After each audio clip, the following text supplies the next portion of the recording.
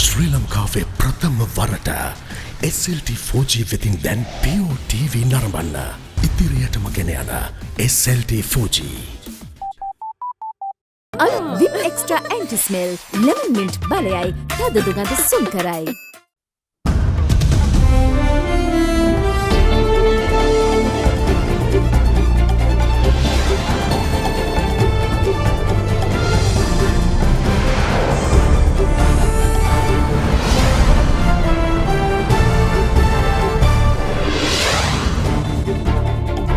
අද 2020 මැයි 17 ඉරිදා සිරස්තර ඇම්ෆන් සුලිකුණාටුව හෙට චණ්ඩවන ලකුණු බස්නාහිර සබරගමුව දකුණ සහ මධ්‍යම පළාත්වලට තද වැසි මෙරට කොවිඩ් ආසාදිතයන් ගණන 960ක් දක්වා ඉහළට සුව වූ ගණන 538ක්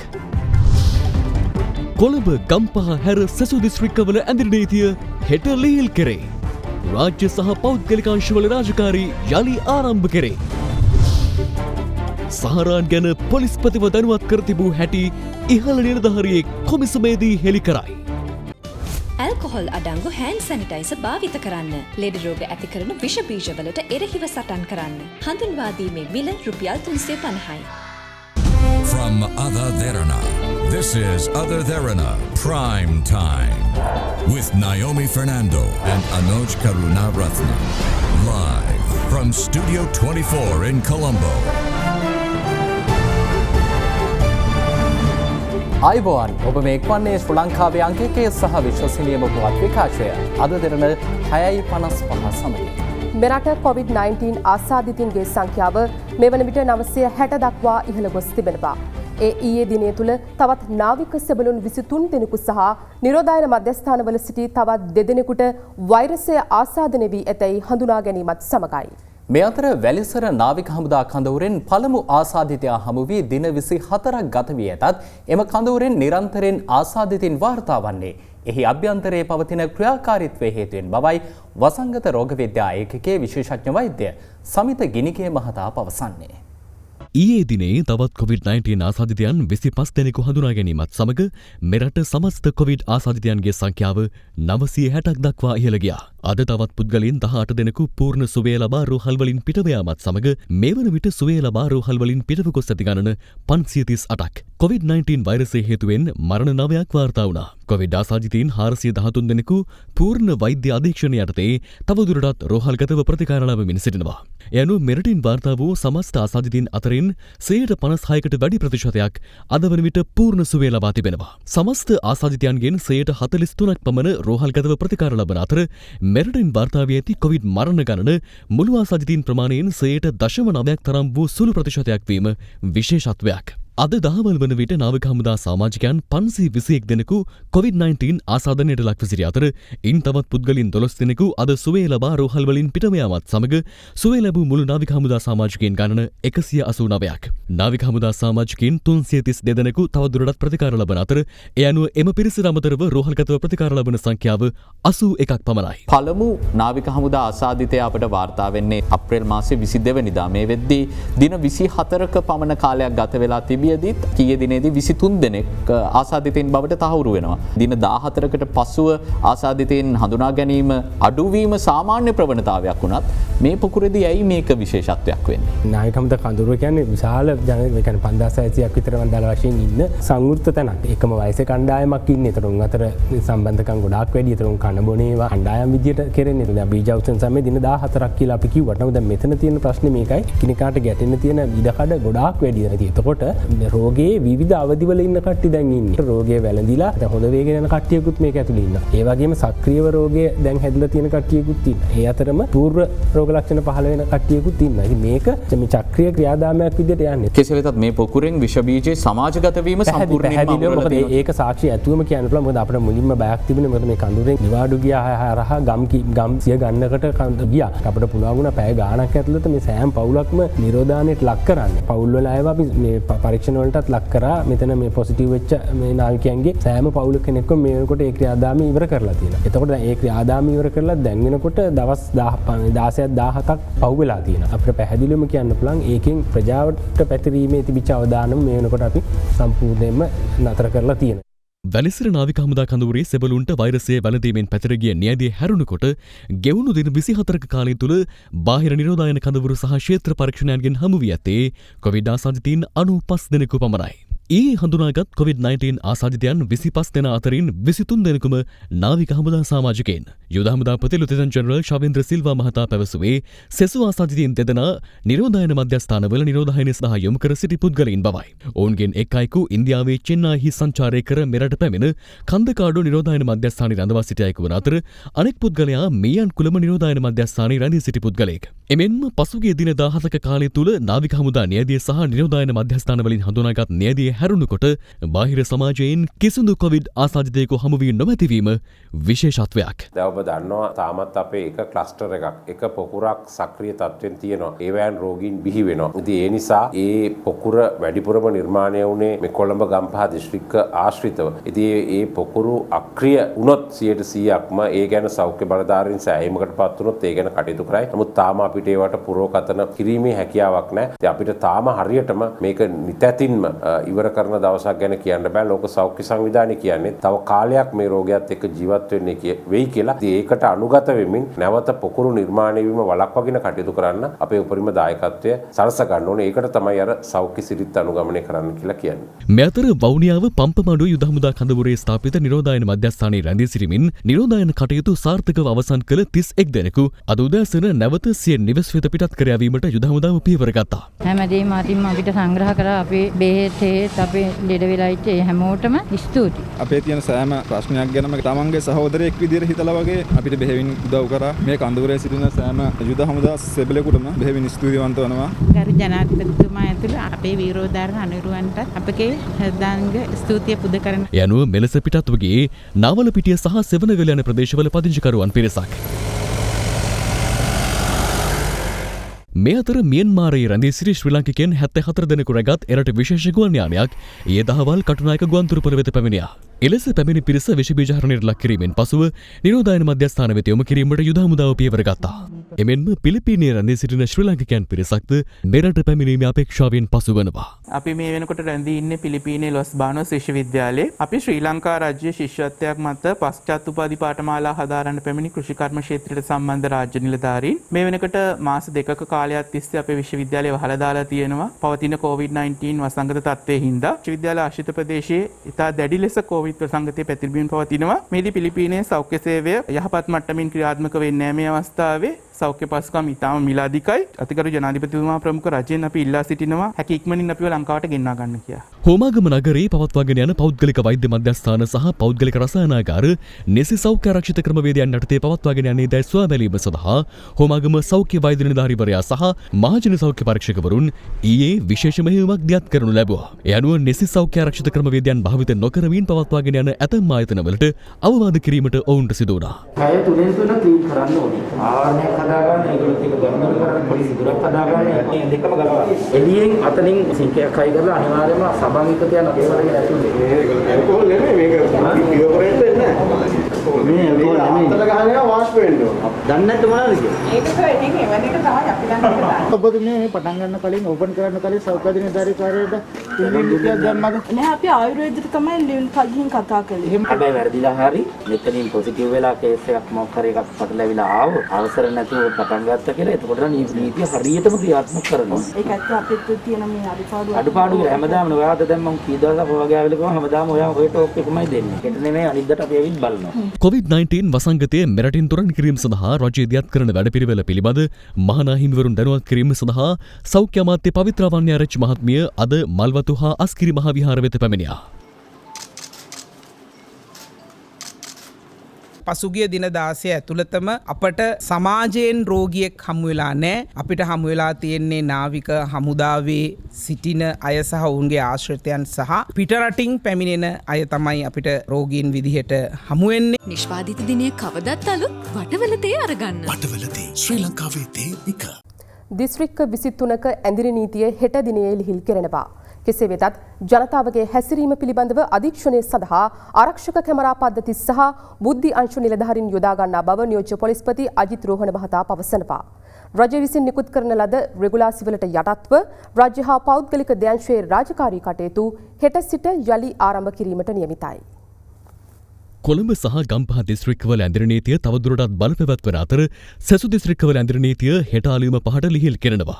ඒ අනුව හෙට සිට මැයි මාස 23 වන සෙනසුරාදා තෙක් එම දිස්ත්‍රික්කවල ඇඳිරි නීතිය ක්‍රියාත්මක කෙරෙන්නේ රාත්‍රී 8 සිට අලුයම 5 දක්වා පමණයි. කොළඹ සහ ගම්පහ දිස්ත්‍රික්ක දෙකෙහි ඇඳිරි නීතිය තිබියදී ජනජීවිතය සහ ආර්ථික ක්‍රියාකාරීත්වය යථාතත්වයට පත් කිරීම සඳහා පසුගිය 11 වන සඳුදා ආරම්භ වූ වැඩපිළිවෙල හෙට සිට නැවත ඉදිරියට ගෙනනු ලබනවා. ජනතාව තේරුම් ගත යුතු කාරණේ තමයි රටේ ඇඳිරි නීතිය තිබුණත් ඇඳිරි නීතිය ඉවත් කරලා තිබුණත් අද වෙනකොට සෞඛ්‍ය සේවා අධ්‍යක්ෂ ජනරාල්තුමා විසින් නිවේදනය කරලා තියෙනවා මුළු ශ්‍රී ලංකාවම රෝගී ප්‍රදේශයක් හැටියට මේ කොරෝනා සම්බන්ධයෙන්. එහෙමනම් මුළු ශ්‍රී ලංකාවටම නිරෝධායන සහ රෝග වැළැක්වීමේ ආඥාපනත අදාළයි. ඇඳිරි නීතිය කියන කාරණේ අදාළ නැහැ එතනදී. ඒ නිසා ඉදිරියේදී ඇඳිරි නීතිය නොතිබුණත් කොරෝනා ව්‍යාප්තියට රුකුලක් ලබා දෙන ඕනෑම අයෙකුට එරෙහිව කටයුතු කරන්න පොලිසියට පැහැදිලිවම හැකියාව තියෙනවා. දැන් උතුරු කොළඹ ගත්තොත් පැරිසිය වගේ ජනගහනයක් එන්නේ. වර්ග කිලෝමීටර් 24000ක් ඉන්නවා. සිංගප්පූරුව ගත්තොත් ඉන්නේ 14000යි 15000යි. ඒතර අපේ පොදුවේ ගත්තාම 18000ක් ඉන්නවා වර්ග කිලෝමීටර්. අධික මේ ජන ඝනත්වයත් එක්ක හරි අමාරුයි. නමුත් මං හිතන්නේ කොවිඩ් ඇවිල්ලා තියෙන්නේ ඉක්මනට යන්න නෙමෙයි. අපිත් එක්ක ටික කාලයක් ඉන්න. ඉතින් අපි කැමති වුණත් නැතත් මහා දෙයක් කරන්නට නෑ. තියෙන්නේ අත්සේදීම, මුඛාවරණ පැළඳීම, භෞතික දුරස්ථභාවය සහතිකය දෙන්නට හැකි වෙන තුරු ඉන්න වෙනවා. මොකද ඒ අවදානම දිගින් දිගටම තියෙනවා. සමස්ත දිවයිනට ඇඳිරි නීතිය ක්‍රියාත්මක වූ අද දිනේ පමණක් ඇඳිරි නීතිය උල්ලංඝනය සම්බන්ධයෙන් පුද්ගලයන් 886 දෙනෙකු අත්අඩංගුවට ගෙන තිබෙනවා. ඊයේ රාත්‍රියේ 8ට ඇඳිරි නීතිය ක්‍රියාත්මක වීමෙන් පසුවත් හැටන් නගරයේ විවෘත කර තිබූ වෙළඳසැල්වලට සහ නගරයේ සැරිසරූ පුද්ගලයින්ට පොලිසිය අවවාද කළේ මෙලෙසය.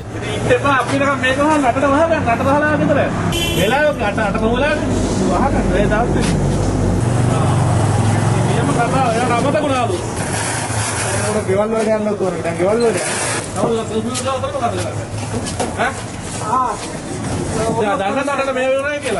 එමෙන්ම ඇඳිරි නීති බලපත්‍ර සහ සෞඛ්‍ය උපදෙස් අනුගමනය කරන්නේද යන්න පිළිබඳව අදත් දිවයින පුරා පොලිස් මාර්ග බාධක මගින් පරීක්ෂාවට ලක් වුණා.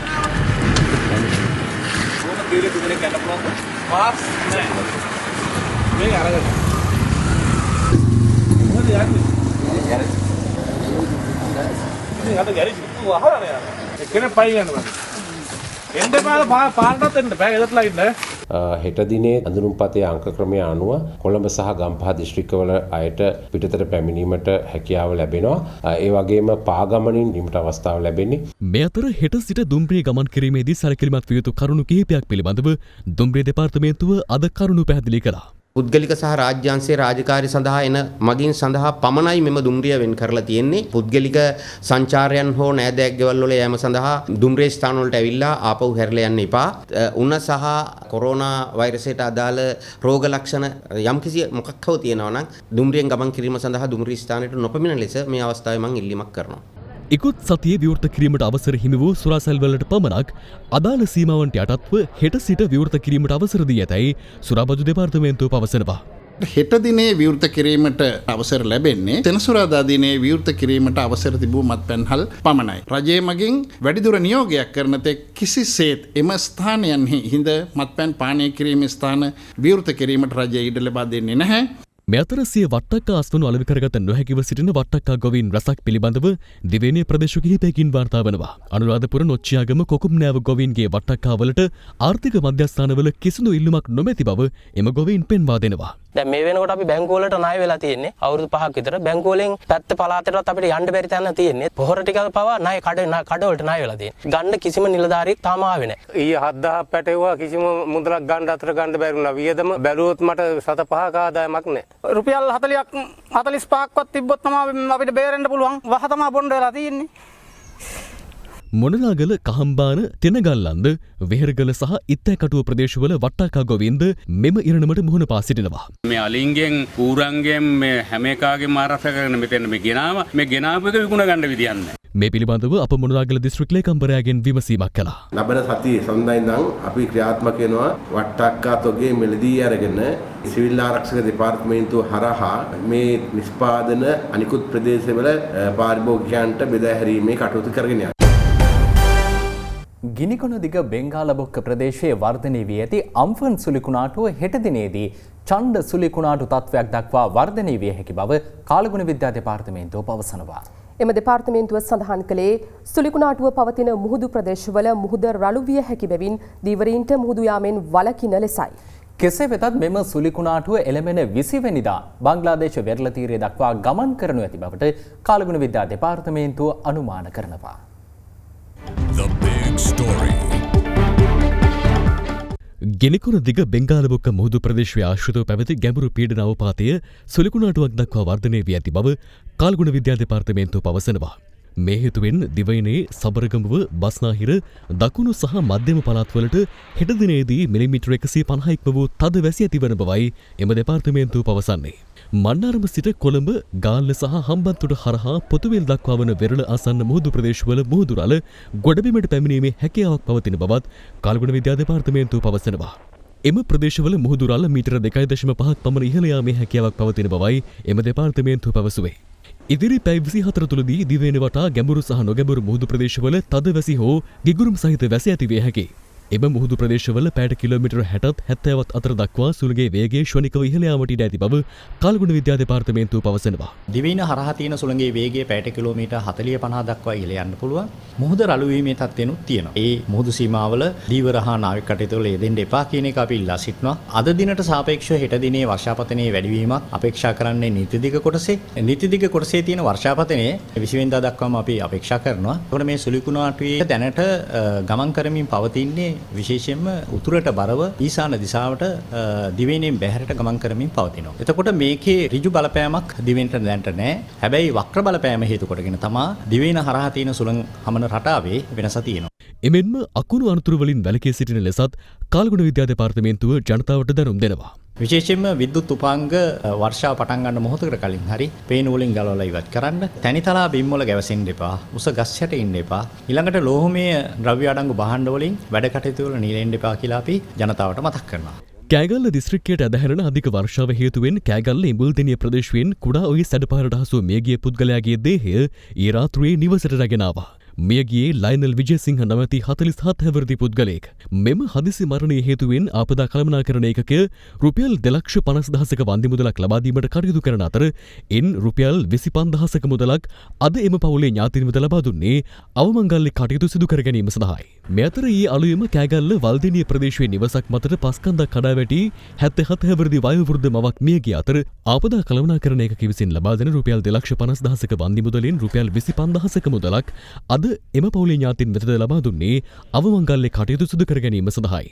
ගාල්ල එල්පිටියේ කැටපල ප්‍රදේශයේ අද උදෑසන හමාගිය තද සුළඟකින් නිවාස 35කට පමණ අලාභහානි සිදුව තිබෙනවා.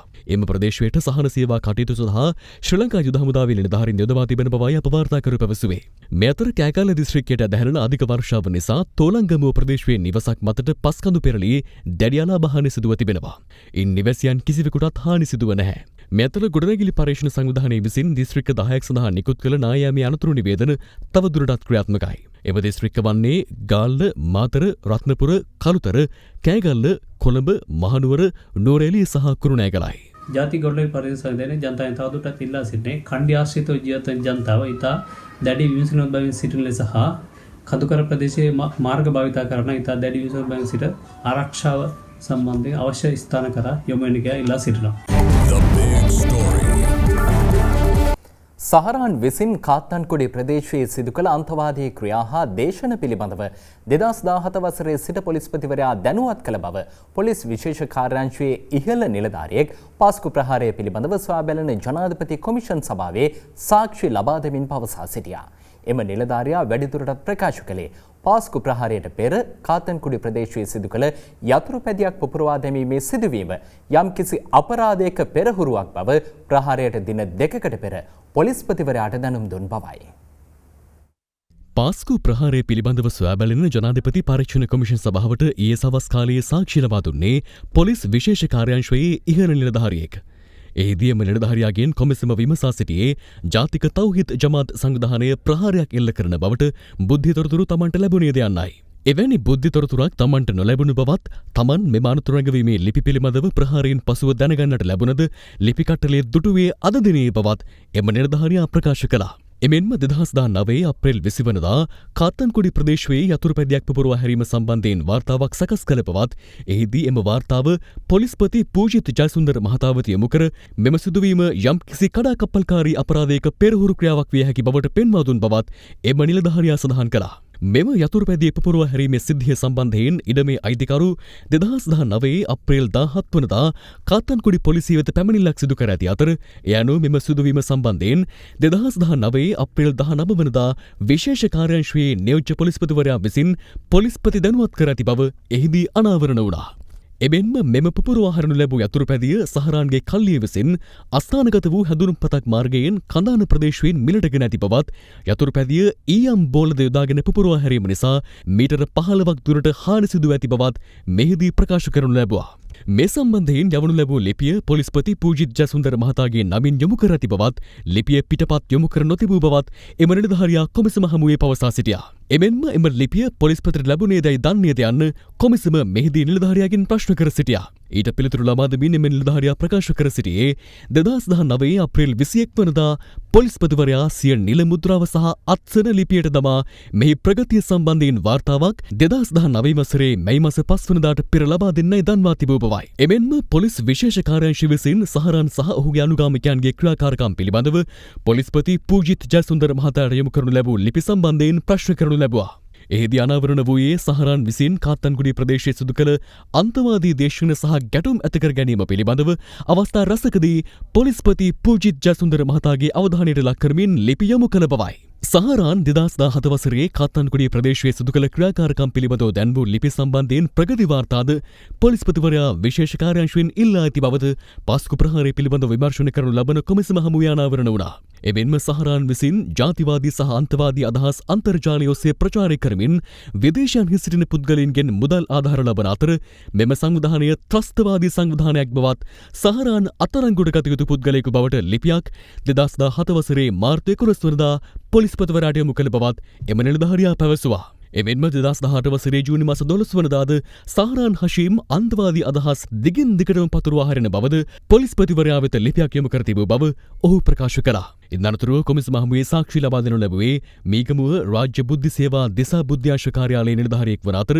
ඔහුගෙන් කොමිසම විමසා සිටියේ ප්‍රහාරය සම්බන්ධයෙන් දැනුවත් කළේද යන්නයි. එහිදී එම බුද්ධ්‍යාංශ නිලධාරියා ප්‍රකාශ කරනු ලැබුවේ කිසිදු නිලධාරියෙක් තමන්ව දැනුවත් නොකළ බවයි. කෙසේ වෙතත් ප්‍රහාරය සම්බන්ධයෙන් තමන් කටුවාපිටිය දේවස්ථානයට පහර දීමට පැමිණි ප්‍රහාරකයන් නැවත සිටි ස්ථාන සම්බන්ධයෙන් තොරතුරු සොයාගනු ලැබූ බව ඔහු පැවසුවා. කටුවපිටිය ප්‍රහාරයට පෙර ත්‍රස්තවාදීන් නැවත සිටි කටුවපිටිය නිවසේ CCTV යන්ත්‍ර ඔබේ බහරයට ගනු ලැබුවේද යන්න මෙහිදී කොමිසම ප්‍රශ්න කර සිටියා. එහිදී එම නිලධාරියා පිළිතුරු ලබා දෙමින් සඳහන් කළේ ඔවුන් එම නිවසින් පිටව යන විට එහි භාණ්ඩ සමග අදාළ CCTV යන්ත්‍රය නින්දවුරු ප්‍රදේශයට රැගෙන ගොස් ඇති අතර එම CCTV යන්ත්‍රය රාජ්‍ය බුද්ධ්‍යාංශයේ බහරයට ගනු ලැබුවේද යන්න තමන් නොදන්නා බවයි.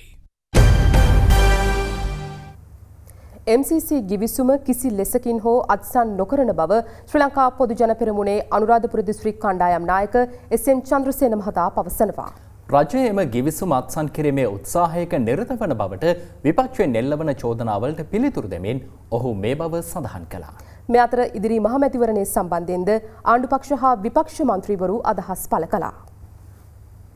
දැන් අපිට ආරංචි MCC ගිවිසුමට අර මුල් කෙටුම්පතේ තිබුණු හරයාත්මක කාරණා ඒ ආකාරයෙන්ම තිබියදී අත්සන් කරන්න යනවා. අත්සන් කරන එක නෙමෙයි වැඩේ. දේශපාලන අවංක භාවයක් නොමැතිකම මේ රටේ හැමෝටම තේරුම් ගන්න පුළුවන් සාක්ෂියක්. සජාතීය පක්ෂයට සහ විපක්ෂයට ලොකු ප්‍රශ්නයක් වෙලා තියෙනවා. බැසිල් රාජපක්ෂ මැතිතුමා මිලියන 200ක විශාල මුදලකට අපේ මූණු ආවරණ ඇමරිකාවට ලබා දුන්නා තානාපතිතුමියට. ඉතින් ඒක දිහා බලලා තමයි දැන් කියන්නේ ඇමරිකාවත් එක්ක එකතු වෙලා මේ MCC ගිවිසුම ක්‍රියාත්මක කරන්න හදනවා කියලා. අපේ එහෙම ගිවිසුමක් නැහැ. මේගොල්ලෝ දන්නවා මේ කාල පරිච්ඡේදය තුල ඡන්දයක් තිබ්බොත් අන්ත පරාජයකට පත් වෙනවා කියලා. ඒ නිසා තමයි තමන්ගේ කටරේන කතා කියා කාලය ගත කරන්නේ. පිට පැහැදිලිව පේන හැටියට අධිකරණයෙන් පාර්ලිමේන්තුව නැවත කැඳවීමේ නියෝගයක් එයි කියලා අපි විශ්වාස කරනවා. මොකද එහෙම වුණොත් මේ තියෙන නාමෝජනා ටික ආපහු වෙනස් වෙලා අලුතෙන් නාමෝජනා කැඳවලා ඒ කටයුත්ත කරනකොට පාර්ලිමේන්තු මැතිවරණය තව කල්යයි කියලා හිතනවා. එක්සත් ජාතික පක්ෂයේ මේ දුෂ්ට උවමනා ඒක සාර්ථක වෙන්නේ නැහැ. මොන නෙయ్యాඩ ගන්න නැටුවත් එක්සත් ජාතික පක්ෂයේ ඉරණම දැන් සජිත් රනිල් කල්ලි දෙකේම කොටලා ඉවරයි. ජනතා විමුක්ති පෙරමුණේ ඉරණම දැන් කොටලා ඉවරයි අනුර දිසානායකගේ ඔළුවේ. දැන් මේ දෙකට මේ රට කරපු අපරාධ වලට yaadෙන්නේ නැහැ. මේ තත්ත්වයක් තුල මැතිවරණයකට අනේක ජීවිත ආරක්ෂාව සෞඛ්‍ය ආරක්ෂාව සම්බන්ධයෙන් බරපතල ප්‍රශ්නයක් නිසා තමයි අපි උසාවියට යන්න තීරණය කළේ. පාර්ලිමේන්තුව ක්‍රියාත්මක වෙන්නේ නැහැ කෙනෙකුට විපක්ෂය කියනවා මේ ප්‍රජාතන්ත්‍රවාදී විරෝධී පාර්ලිමේන්තුව නැහැ. හැබැයි කියන්නේ මොකද්ද ඒකෙන් වක්‍රව අර පාර්ලිමේන්තුව නැවත ගේන්නේ. ඒතකොට කියනවා අපි කිසි දෙයක් කරන්නේ අපි හොඳ ළමයි අපි මෙච්චර කල් වැරදි කරා දැන් අපි එහෙම කරන්නේ නැහැ කියලා ලිඛිතව හරි දෙන්න. හැබැයි ලිඛිත දෙනේවා වටින්නේ නැහැ. ඔය කතානායකත් එක්ක ඔය ලිඛිත දේවල් කිසි දෙයක් විශ්වාස කරන්නත් බෑ. මැතිවරණයකට යන්න ඕන දිනය පිළිබඳව අද මේ රටේ ජනතාවට ගිහින් කියන්න තියෙන එකම තැනට ගිහිල්ලා තියෙනවා. අධිකරණය මේ පිළිබඳව විමර්ශනය කරයි. කොමිසමේ සභාපතිවරයාටත් වක්කීමක් තියෙනවා. දැන් අද කොමිසමත් යම් යම් හැලහැප්පිලි වලට මතුවලා තියෙනවා. යම් යම් බෙදීම් ඇතිලා මම නම් සතුටු වෙනවා. 19 වෙනි ව්‍යවස්ථා සංශෝධනය ආවේ නැත්තම් මැතිවරණ කොමසාරිස්වරයා ඉන්න නායකයාගේ සාක්කුවට වැටිලා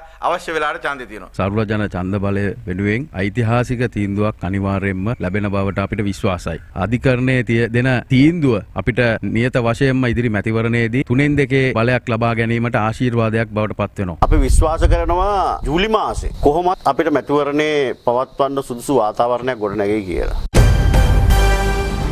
එදිනෙදා ඔබේ මුළු සිරුරටම රැකවරණයක්. සුදේශී කොම්බු සබන්. දේශීය අමුද්‍රව්‍ය යොදා ගනිමින් ජලපෙරණයක් නිර්මාණය කිරීමට දංකොටුව ප්‍රදේශයේ නව නිපැයුම්කරුවෙක් සමත් වී තිබෙනවා. කෙසේ වෙතත් මෙම ජලපෙරණය වෙළඳපොළට හඳුන්වා දීමට ඔහු රජයෙන් සහාය ඉල්ලා සිටිනවා.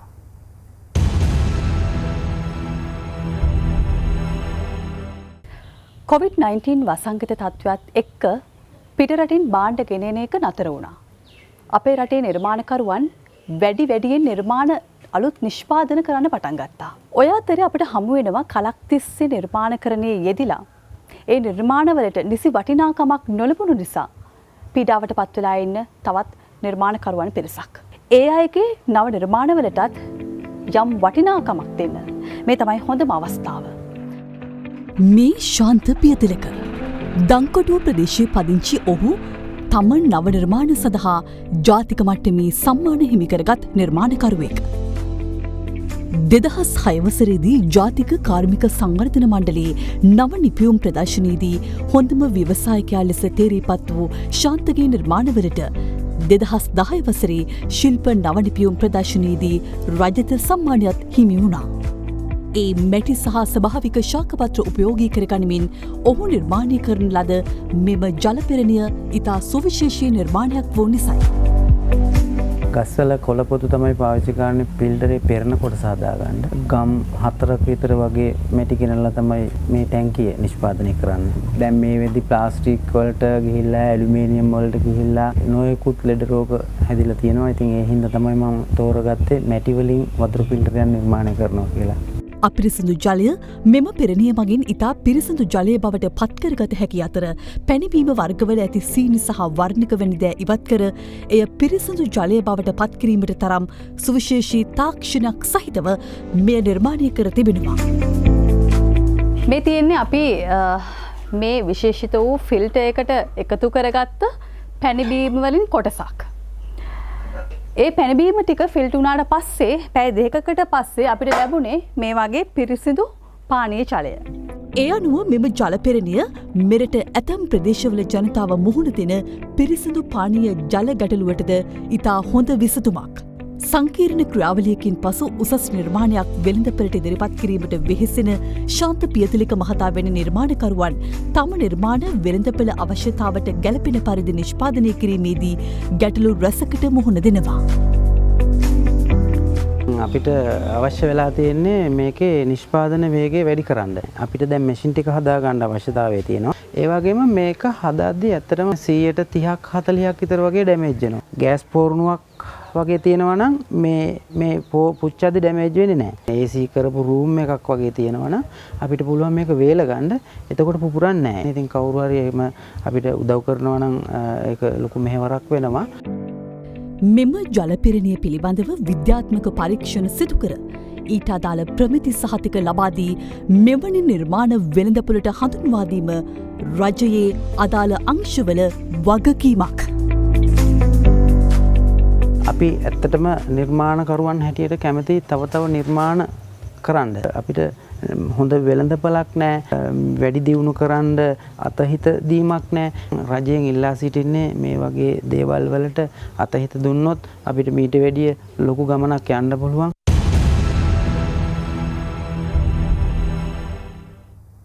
අනාගතයේ මෙරට ආර්ථික අභියෝග ජය ගැනීමට ශක්තිමත් සැලසුම් සකස් කරන ලෙස එක්සත් ජාතික පක්ෂ නායක රනිල් වික්‍රමසිංහ මහතා රජයෙන් ඉල්ලා සිටිනවා. සමාජ මාධ්‍ය ඔස්සේ ප්‍රකාශයක් කරමින් රනිල් වික්‍රමසිංහ මහතා මේ බව සඳහන් කළා. දැනට කර ඇති පුරෝකථන අනුව ඉදිරියේදී ලෝක ආර්ථික වර්ධනය 3%ක ඍණ අගයක් ගන්නවා. ලංකාවේ තත්ත්වයත් එසේමයි. අපේ ඇඟලුම් කර්මාන්ත වලින් ලැබෙන ආදායම 60%කින් පහත වැටෙනවා. සංචාරක කර්මාන්තයෙන් ආදායම් ලැබෙන්නේ නැහැ. විදේශ රැකියා ආදායම් 20%කින් අඩු වෙනවා. ඒ අතර ආණ්ඩුව විසින් ගත් යම් යම් ප්‍රතිපත්ති තීරණ නිසා රජයේ ආදායම් තවත් පහළ වැටමින් යනවා. මේ නිසා අපේ ආර්ථික වර්ධනය ඍණ 3.5ක් පමණ වන ඇතැයි අපේක්ෂා කරනවා. ඒ අතරතුර ආනයන තහංචි පැනවීම රටේ ආර්ථිකයට අහිතකර ලෙස බලපා තිබෙනවා. අනාගත ආර්ථික අභියෝගය ජය ගැනීම පිළිබඳ නිවැරදි තක්සේරුවක් සිදු කර සැලසුම් වාර්තාවක් සකස් කරන ලෙස මම ආණ්ඩුවෙන් ඉල්ලා සිටිනවා. දැන් තවත් පුවත් කිහිපයක්. පල්ලම පෙරියමඩුව ප්‍රදේශයේ නිවසක පවුල් ආරවුලක් දුර්ධික යමින් 62 හැවිරිදි පුද්ගලයෙකු ඝාතනය කර තිබෙනවා. ආරවුල බේරීමට පැමිණි අසල්වැසියෙකුද අදාළ පුද්ගලයාට පහර දී ඇති බවයි වාර්තා වන්නේ. සිටි සම්බන්ධව මියගිය පුද්ගලයාගේ බිරිඳ, දියණිය සහ අසල්වැසියෙකුද ඊයේ පල්ලම පොලිසිය විසින් අත්අඩංගුවටගෙන තිබුණා.